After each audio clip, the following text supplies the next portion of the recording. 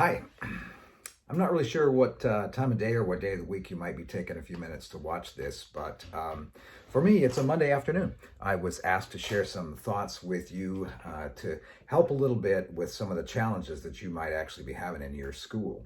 So thanks very much for the opportunity to do this, and we'll try to be really succinct. And I've got a timer going right over here, and I'm going to reset that timer just to make sure that I don't take up a lot of your time. There it is, great big numbers right there, so that I just don't go on and on and on. So my name is D. Hicks, and I've had the privilege of working with organizations that we call high impact organizations for 35 years. And one of those organizations is how we got connected with you, so you can find out the backstory when we're done with this. But we've had some really fun times over the years studying how organizations that go through significant amount of change, that are like I said, high impact organizations, how they really get their stuff done, and then how they go through significant change, especially the type of change that you are experiencing right now. Some of it is internal, from what I understand, and some of it is external, of course, which we all understand. A lot of pressures on folks today, especially folks trying to do the work that you are trying to do. So I'd like to share a couple of things with you, and start by asking this question. How many times have you said to yourself or to other people lately, well, that's not what I expected? Maybe it's something small, like you stood in line outside at a restaurant and waited for them to bring food out to you, for example. And so they brought food. It looked good, but it wasn't what you expected. And so you either said it out loud to the server, oh, that's not what I expected, not what I ordered, or you said it quietly to yourself, mumbling, well, that's not what I expected. Or maybe it's with a coworker. That's not what I expected. That's not what I had imagined. That's not what I hoped. That's not what I wanted to have happen. Maybe someone said to you, I'm going to do A, and then they did B instead. Or maybe they did nothing, and you thought, well, that's not what I expected. Usually when you and I have expectations about something, and those expectations are not met, we get a little frustrated, especially when we're trying to accomplish something that really, really matters to us and we thought mattered to them. And when those expectations are missed, our frustration could actually turn into something that's turned up a little bit. Maybe not just frustration, but irritation, and maybe more than irritation. Maybe you actually get angry. So you come home at the end of the day, or you're off work at the end of the day, because a lot of our work is virtual, it seems now, and some of yours might be too. We find ourselves just irritable and angry with everything and everyone around us. Well, what actually happened?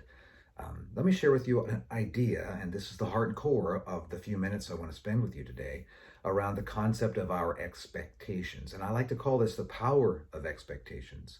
And it is one of the most simple and powerful things you and I can learn to do as we are trying to either lead other people or teach other people or work with folks, especially when they're under pressure. So our expectations, work with me on this, are like onions. You instantly know why, because they come in layers. Some of you probably thought because they make you cry, but that's not really where I was going. Our expectations are like onions because they are layered. And the outer layer of an onion, pick up a big old Walla Walla sweet onion, for example, and the outer layer is really not all that useful. So it's the same with our expectations. If I were to ask you, well, what are your expectations for today? You'd say, I don't know, some stuff and some things, and maybe a little rain and maybe a little sunshine. I don't know, it's some stuff, right? Well, that's not a very helpful response and not a very helpful thought process. So I need to peel that away and say, well, what else are your expectations? And then narrow it down to something specific. So here's the first idea. Our expectations are like onions because they come in layers. Here's the second idea. Whenever you and I have expectations, they are about things that really matter to us. I have no expectations about the color of your hair because it doesn't matter to me. You probably have no expectations when you saw that this video was made for you about who I was or what I look like or what I sound like, as long as I wasn't annoying. You probably didn't have a lot of expectations. Maybe somebody told you who I am or showed you some of the books I've written, and so maybe you did have expectations, formed slightly, but we're not going to be spending hours and hours and hours together. So those expectations were just kind of light ones and they didn't matter a lot to you. But you do have a lot of expectations about how you interact with your coworkers. You have a lot of expectations about how long something takes to do in the workplace when you're trying to teach or when you're trying to support somebody who's teaching. You have a lot of expectations, so do I, about things that matter to us. So here's the idea that our expectations are like onions because they come in layers, and at the core of our expectations are our values. You know, you've learned this a long time ago. You could teach me about this, I'm sure, that our values are the answer to the question, what really matters? And you also know that money, for example, is not a value. If I were to say money is a value to illustrate, and you could say to me, well, what does money do for you? You have money so that what? Well, so that I can be secure, or so that I can have adventure, or so that I can be generous. Well, security, adventure, and generosity are the values. Money is not. Time is not a value. I want more time so that what? Well, it's the so that is the value. So you know, of course, all that stuff. I'm just reminding you of that because in the whitewater rafting, that is your job right now. It's very important that you are reminded of what really, really matters. And I'm not here to tell you what matters. You're the expert on that. I'm just here to gently remind you to ask yourself what really, really matters. There aren't a lot of things that matter. There's really only a few. And as you do your work, the work is so important, whether it feels like it or not, whether it's noticed or not. And by the way, most of it is not noticed. The work you do is so important. Well, why? And you may never see the fulfillment or the fruit or the total outcome of your work. You may never see it, but that doesn't mean it's not important. It's incredibly important. Why is it important? That's called value. So here we have this idea of the power of expectations, that our expectations are like onions because they come in layers and they come from something at the core of our expectations. If we slice that onion all the way to the middle, and here's where my metaphor, my illustration falls apart. In the middle of onion, it still should be onion. But in our case, okay, let's cut this onion open. And at the core of that onion is our values, are our values. And those values create expectations. Because adventure matters to me, I therefore, in this situation, have these expectations. A value of mine, I'm certain of yours, is dependability. If I say I'm going to do something, I will do it. So if I expect that I'll be able to get that done by Tuesday at 3 o'clock in the afternoon, I've told my friends and coworkers and partners in business that I'll have that finished by Tuesday afternoon at 3 or whatever, and something doesn't meet my expectations, something disappoints or interrupts my expectations, I am frustrated because not someone took longer to return something to me, or not because the weather was strange or traffic was too thick or the internet was down. That's not what I'm frustrated. I'm frustrated because I feel like that disappointed expectation is a threat to the value that created the expectation that the internet would work, that traffic would flow, that people would return my calls. You see, the core of our expectations are our values. So you and I have expectations, therefore, about everything that matters to us. We may not have an expectation about the color of a carpet as we walk into a room, but we do have expectations about anything that matters to us. Therefore, we know that when our expectations, sometimes very well formed, sometimes written down, sometimes official, sometimes just casually held in our mind, are disappointed, we actually experience a disappointed expectation as a shock to the value that created the expectation. We don't experience it as simply a disappointed expectation. We feel it almost instantaneously in our limbic system as a threat to the value that created the expectation. Pretty amazing. Pretty amazing. It happens very, very quickly. I would dare to say that in almost any case when you or I are irritated or are angry, something along that spectrum, it's because of a disappointed expectation that we interpreted to mean our value under the expectation was threatened. It's not that someone didn't return your email, it's that you felt disrespected. It's not that someone didn't follow the contract. It's that you felt someone didn't trust you, or whatever that looks like. And that's why we react. That's totally understandable, completely understandable. Now let's take this simple idea, what are my expectations are, that and the value that creates those expectations, and let's turn it into a communication tool that if I was on your team, we would be actually using all the time. We use it with our teams in my enterprises, and I want to recommend you use it with one another. It's a straightforward tool, again, called the power of expectations. The idea is that at the beginning of anything new, wow, are you experiencing a lot of new things from what I've understood? We ask two questions. So, what are your expectations? And under that, and what else, and what else? Because remember, they come in layers. And why is that important to you? What are your expectations, and why is that important to you? In a way, I'm asking you to show me the movie in your head and to try not laugh at it or criticize it, but then to get to the actual question. Why is it important to you? Because it's what's important to us that really, really matters, not what it actually looks like in our expectation. How we do it doesn't matter quite as much, although it feels like it does, as why we're doing it. My expectations are A, so that B. My expectations are detailed or specific or foggy, so that I can meet this value. When you and I are on a team or coworkers or a part of a high impact enterprise, and we talk like that with one another all the time at the beginning of anything new, and we start to trust each other with what we really expect, then we will be able to create this amazing alignment between your passion and my passion, and her passion and his passion. And our effort and our alignment, our effort will line up, is what I'm trying to say, so that we're going in a similar or the same direction, and we're able to meet those values. Now, we want to be careful because there's another place to use this power of expectations tool, and that is in conflict or in disappointment. So if an expectation is missed and somebody gets frustrated, we can ask them, what were your expectations? Now, I'd like to recommend that you're kind of careful about how you ask that. Now, I'm sarcastic. I love sarcasm. I think it's a gift. It's probably my first language, and English would be my second language.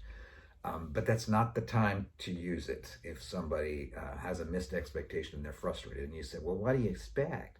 Well, now that's not even the same question as this one. So I see you're frustrated. Could you tell me what your expectations were? And then sit back and listen. Don't judge, don't criticize, don't jump in, because you want to ask the real question. Why was that important to you? And now you get to find out why that was important to that person. The beauty of using this tool, the power of expectations, in advance of something new or after a disappointed expectation, is we get to genuinely learn, layers at a time, what really matters to ourselves and to other people. As I was raising my three children, two of them are pictured back there, one of them is pictured back there, and my grandson is pictured right in the middle right there. As I was raising my three children, I said to them quite often, you don't really get to know yourself or any of your friends until you say no to them, or until life says no to you. No is a disappointed expectation.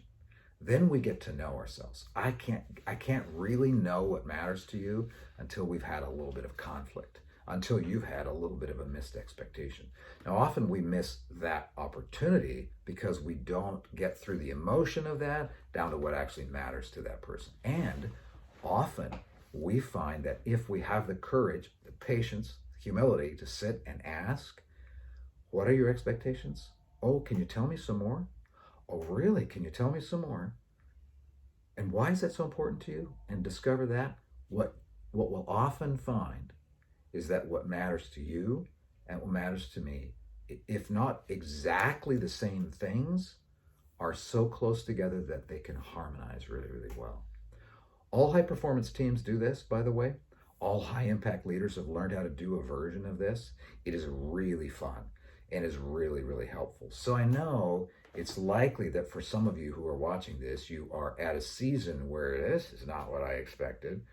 Well, what did you expect? And be honest with yourself. I expected this, and this, and this, and this. I expected it to feel like this and to be like this. I expected I've done this for 20 years and I expected I would be at the top of the heap, and now I feel like I'm at the bottom of the heap. I expected the parents to just think I'm an amazing teacher, because I am. And I expected the students to be responsive. I expected to be just really good. I expected it to be easier than it is, and on it goes. Well, why is that so important to you? Not a judgy question, a genuinely respectful question. Answer it. Why is that important to you? Have fun with this a little bit. Next time you find yourself getting irritated or angry, and it might be in the car. You might be one of those white knuckle drivers who talks out loud and there's nobody else in the car, right? Next time you find yourself irritated or angry, whether it's in the car or the kitchen, I don't care. Ask yourself quietly, okay, well, what did I expect?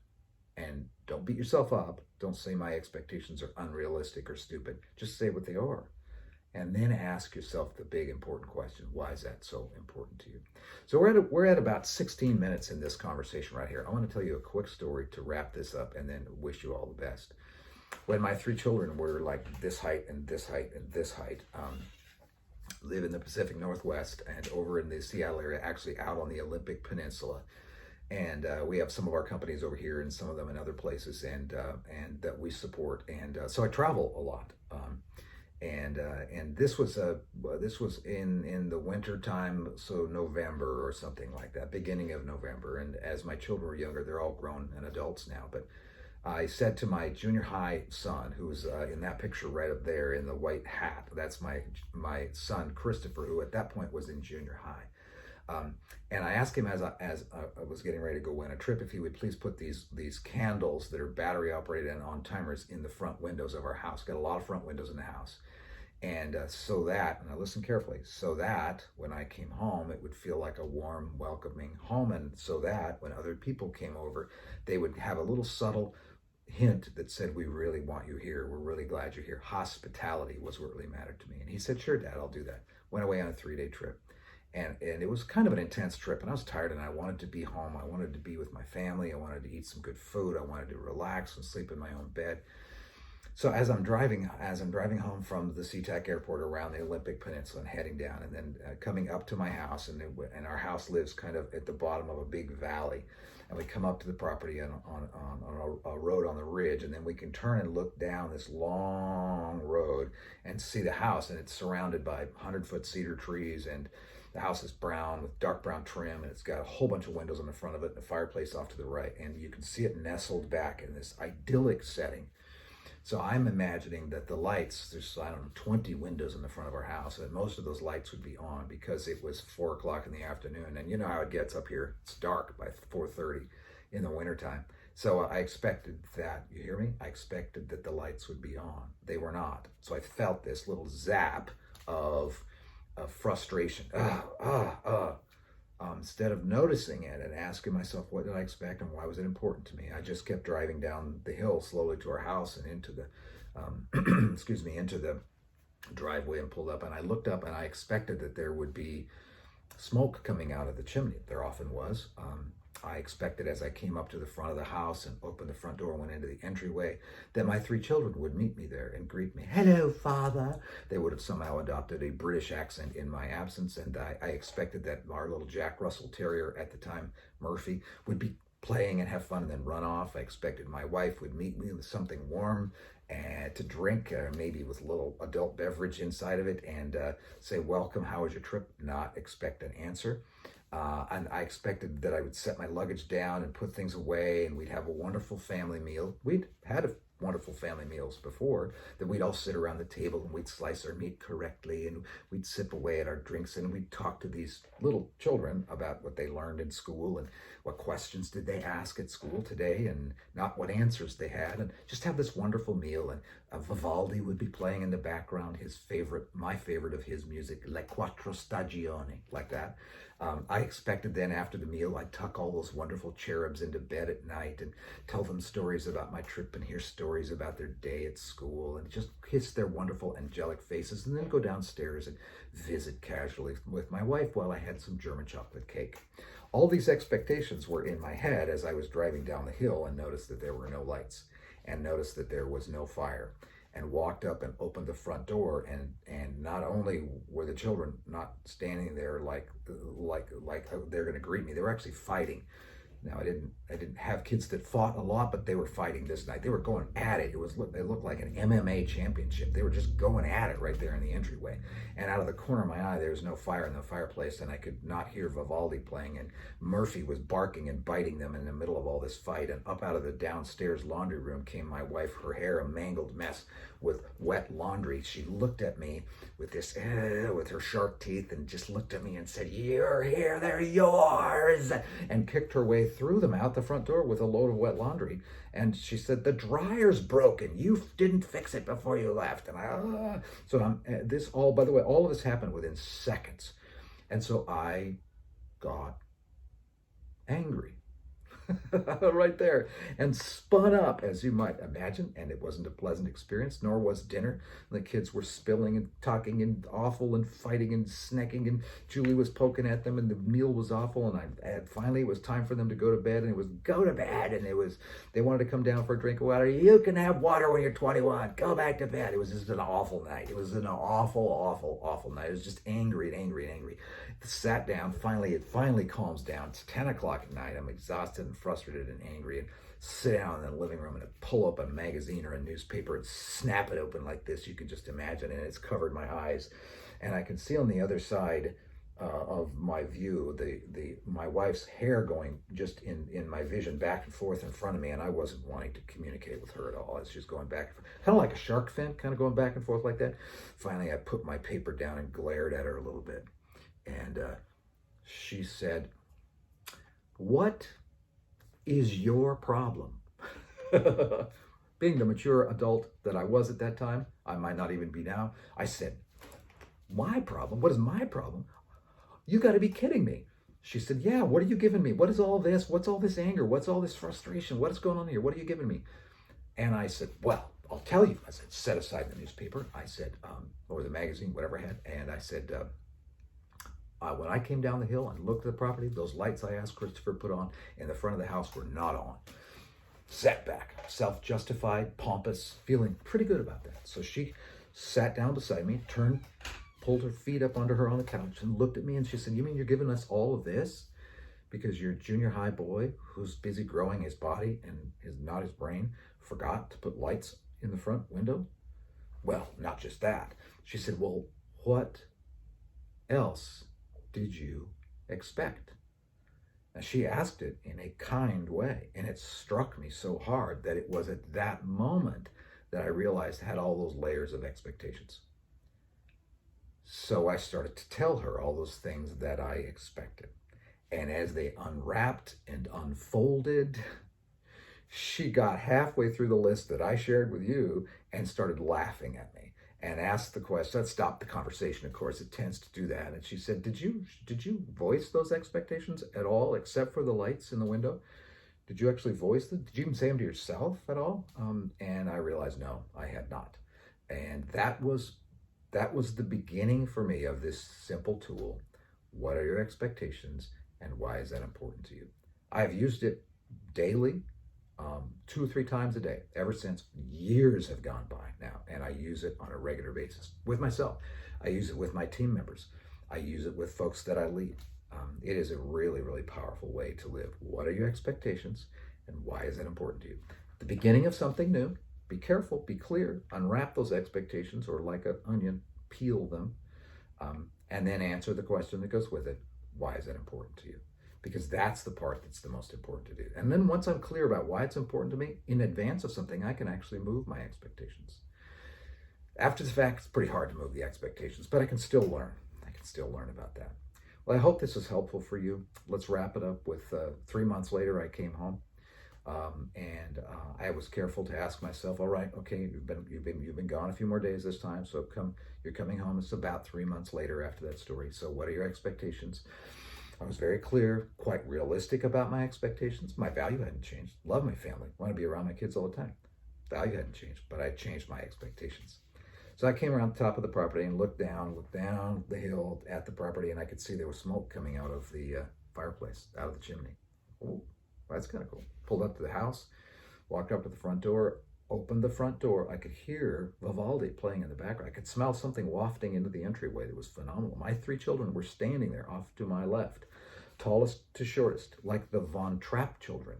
As I walked in, I looked at them. Murphy was seated, a Jack Russell Terrier seated. Imagine that, seated right there. Standing at the head of that line was Julie in an apron she had borrowed because she doesn't own one, holding something warm for me to drink. And I glanced around the room, and as I walked in, took 2 seconds to see this. My children in unison, "Welcome home, Father." They don't call me Father, they call me Dad. But at that moment, they acted that out. And I looked at that and I thought, oh, this is really kind of weird. And they scattered, and the evening went on into the classic chaos. So I learned it well, and let me offer it to you as folks who are doing really important work, high impact work, that you talk to each other like this, that you talk to yourself like this, and hopefully there's 25 minutes. And by the time I'm done, it'll be 26 minutes of your life you'll never get back. I'm sorry if this was worthless. Just delete it, whatever. But if this was really helpful for you, I hope that you can use it and share it with other people. I actually got a podcast if you want to listen to some more of this kind of stuff. It's the D. Hicks podcast, DEHICKS podcast. It's sometimes called the Dr. D. Hicks podcast, depending on what platform it's in. There's also called a leadership letter. I've got a blog post. And we have the HILT Academy. And if you're interested in that, high impact leadership training, down the road, you can find out some more about that, where we get into great depth about how to actually lead and work with people in high pressured kind of situations. But I'm really appreciative of the opportunity to make this for you. And hopefully it's helpful. And I want you to just keep up the good work. And now we have it. And we're coming right up on 27 minutes of your life. God bless. Take care.